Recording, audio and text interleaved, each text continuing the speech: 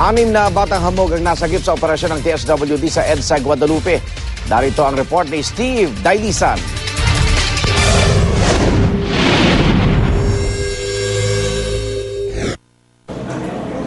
Nakuha ang anim na batang ito edad 6 hanggang 12 sa EDSA Guadalupe ng mga taga-Social Welfare Office ng Barangay Guadalupe Viejo sa Makati.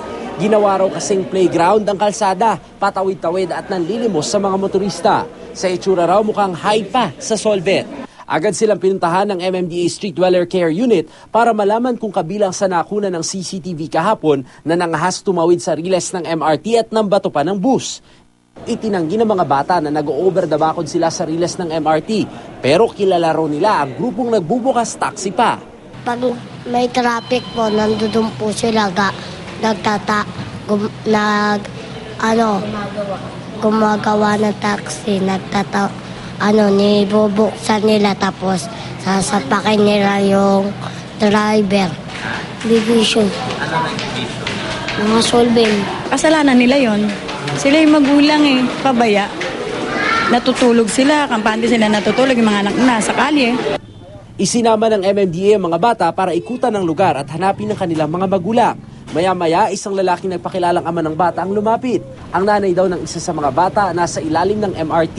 Pagtawid pa lang ng MMDA sa EDSA, biglang nagpulasan ng mga nasa ilalim ng MRT. Matagal na raw itong nabakura ng MMDA pero may mga lumulusot pa ring pamilya hamog kung tawagin. Pero may sumama rin. Hindi ko nakayanan talagang anto kasi magdamag ako nagtawag.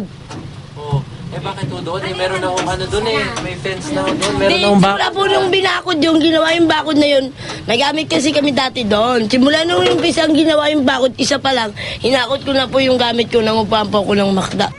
Sa biyahe pabalik sa barangay, nadaanan pa namin na 3 batang ito. Ang isa kapatid ng na-rescue.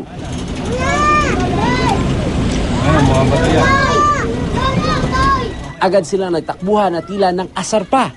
Di na sila hinuli ng MMDA dahil baka raw mambato. Paulit-ulit man daw ang pag-rescue, aminado ang MMDA na pahirapan ang pag-ubos sa mga batang kalye. Kaya payo ng MMDA sa mga motorista. Parang mas madali na sa kanila kasi nga yung pamamalimos. Yun ang problem. Dahil sa may nagbibigay. Matagal nang panawagan natin na yung mga matutulungin natin mga babayan tumulong na lang sa tamang paraan. Para sa unang balita, Steve Dailisan reporting.